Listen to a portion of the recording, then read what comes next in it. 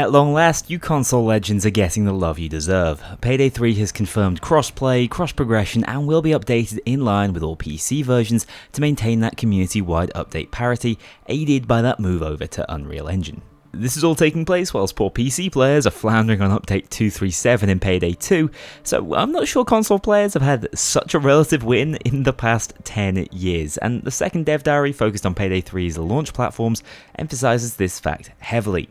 I'm sure it'll be cathartic for many of you to hear Almir directly address and quite humbly apologise for Starbreeze's mishandling of the console editions for Payday 2. From the interactions I've had with people at the company, I really don't believe this was performative. Those working on the games deeply regret consoles being left behind, many of whom are console-focused players themselves, and generally seem to want to right those wrongs with the launch of Payday 3.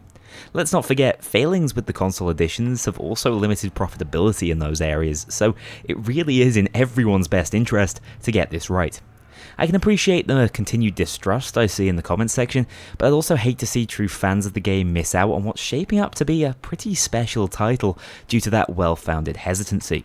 That's one of the reasons I'm so pleased about the Day 1 Game Pass deal, as it's going to give at least Xbox players the opportunity to try the game before rushing into a purchase, and that window might just be enough to win back the trust of those wary console players.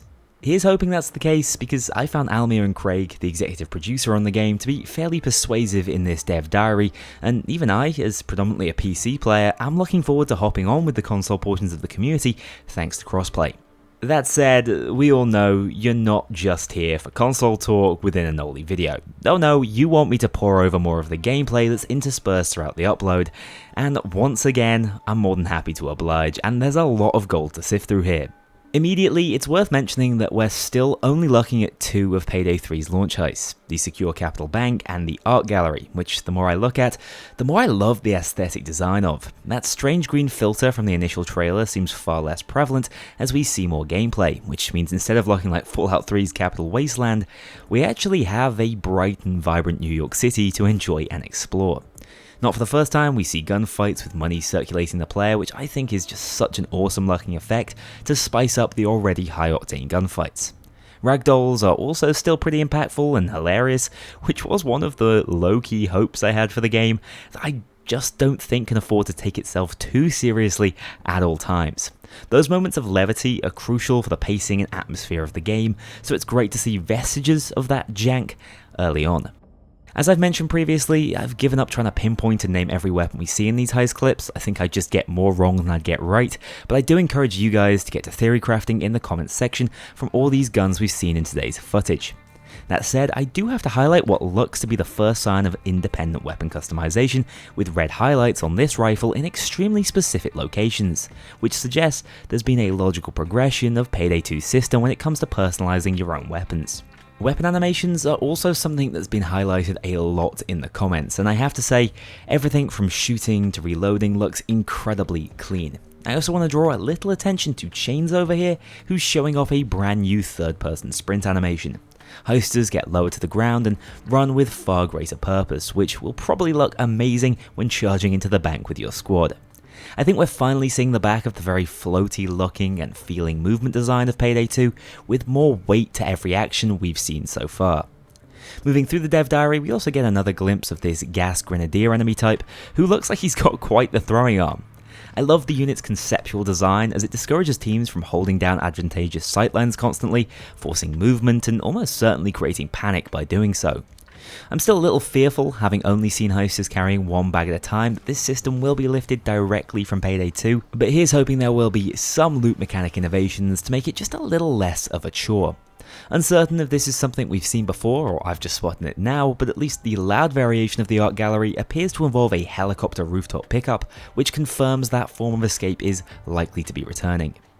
I haven't touched on enemy AI much yet when talking about Payday 3, but it is something I've been noticing consistently throughout the trailers.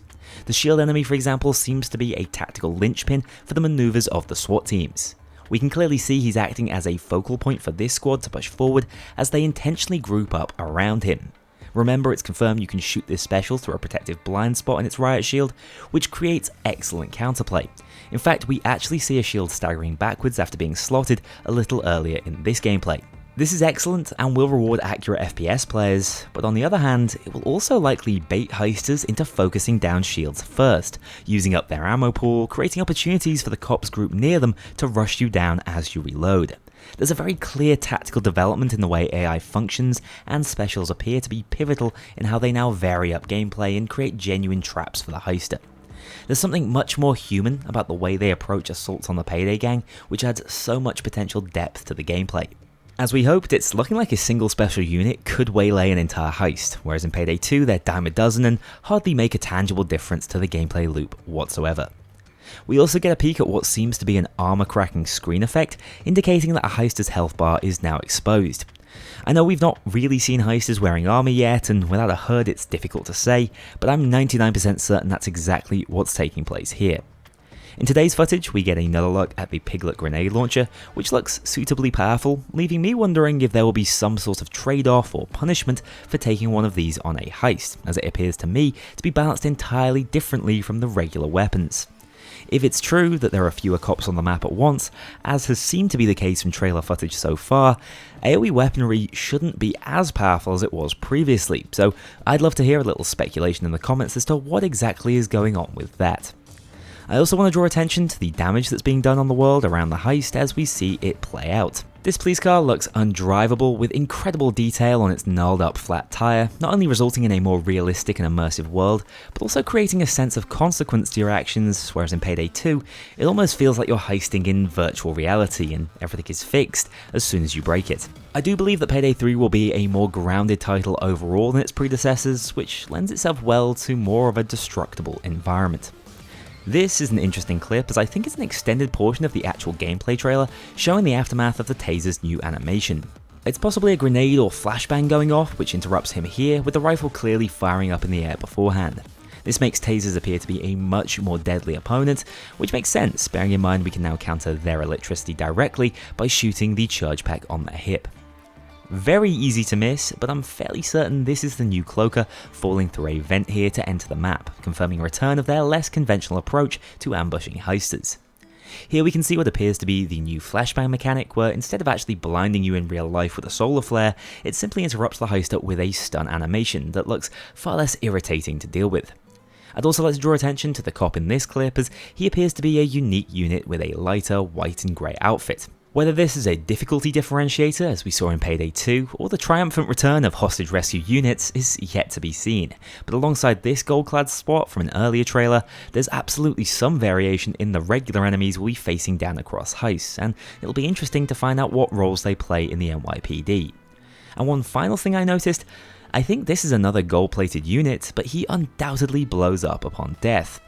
I don't think this is a suicide or enemy type, and I might just be seeing it wrong and it's actually a grenadier who we know explodes when shot in the body, but I'm wondering if this guy was actually about to throw a grenade at the heisters but ended up eating it himself due to a lucky bullet from Dallas. Just a little food for thought that would add a whole new dynamic to targeting out specific cops, and again rewarding that precise shooting and accuracy.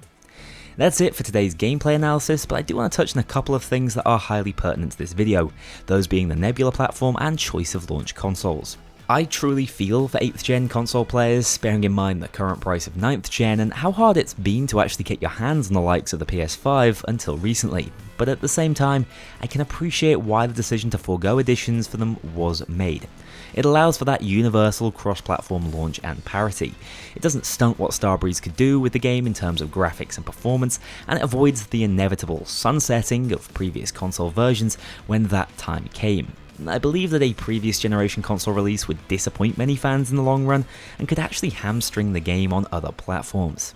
You only need to glance at those ancient Xbox 360 and PS3 editions of Payday 2 to get half an idea how those sorts of launches can go terribly wrong.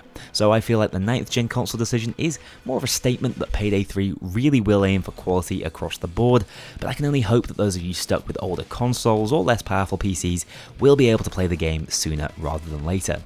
I feel I should mention my own Apex range here, just to talk specs. The cheapest PC, the Hardcore Heister, does meet Payday 3's minimum requirements on Steam, but obviously for the best graphical settings and frame rates, you might want to consider one of the more powerful options available to you.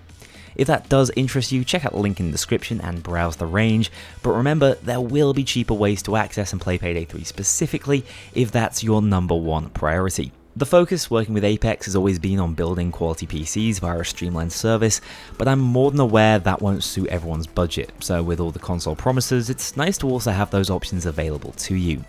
That said, Nebula is also a huge talking point at the moment. For those of you unaware, this is simply Starbreeze's cross-platform account solution that I've been signed up to since it was first conceived, as it unlocks access to a bunch of extra cosmetics in Payday 2 and is promising to do likewise in Payday 3. I appreciate it seems fiddly, but think it probably is the best solution available at the moment to facilitate those cross-progression ambitions Payday 3 has, so we'll leave a link in the description if you're so inclined to sign up. That's it for today's video. You can expect a huge week of content for me though. I can guarantee you won't go hungry with yet another challenge run on the horizon, and with Payday 2's probable final heist releasing on the 27th. Thank you so much for watching.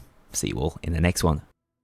A huge thank you to my dedicated Patreon backers. If you want to join this crew in going infamous, check out the link below and pledge as little as $2 to see your name in the credits, or get 24-hour early access to future videos and vote on upcoming content. Take care, I'll see you all soon.